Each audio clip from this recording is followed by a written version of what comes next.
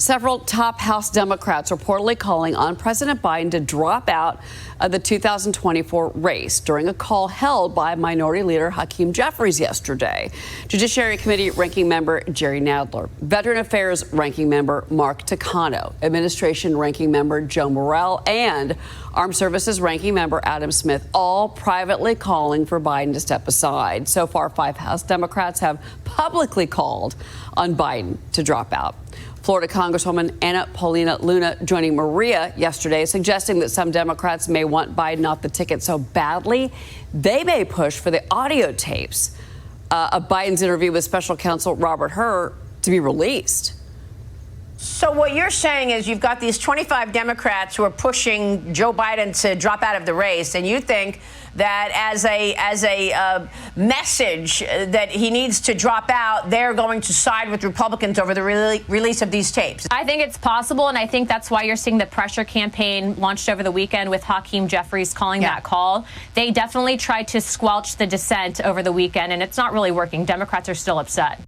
My sources tell me that a neurologist, a specialist in Parkinson's, has been in the White House 10 times over the past year. Let me tell you what, these types of doctors are so rare, they're not making house calls for just anybody. So 10 times there, when I get together with groups of physicians and they ask me what's going on, Parkinson's disease is at the top of the differential diagnosis. There's lots of testing, but if you look at the way he shuffles, the way he swings his arms, the way he freezes at times, he has bradykinesia at times. Last fall, he was walking heel to toe. Now he's putting his toes down first when he walks. All these are consistent with Parkinson's. So yes, Americans deserve to know. New documents released by Axios reveal the White House advance team has been giving the president step-by-step directions to get from the curtain backstage to the podium at speaking events. The news coming in the wake of the president sometimes appearing confused on stage.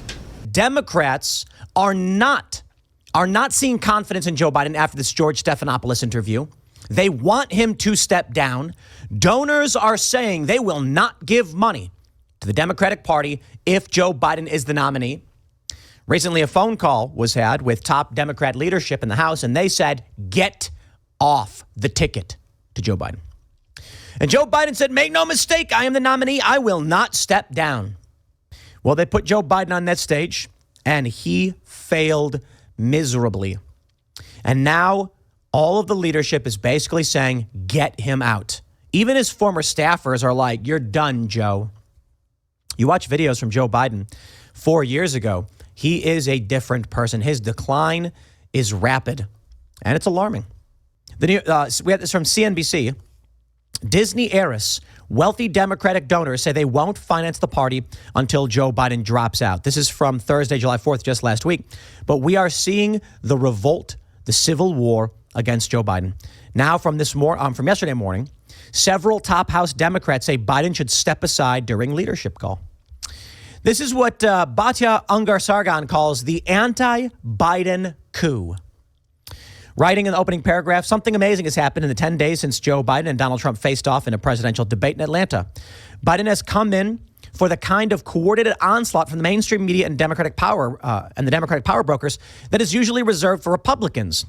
Biden's performance allowed the audiences of CNN, MSNBC, The Washington Post, and The New York Times their first glimpse of something that journalists at those outlets had worked hard to conceal, that Biden slurs his speech, that his thoughts are erratic, his glassy gaze unfocused, his memory deeply flawed. I want you to know that despite all the speculation in the press and elsewhere, I am firmly committed to staying in this race, to running this race to the end, and to beating Donald Trump.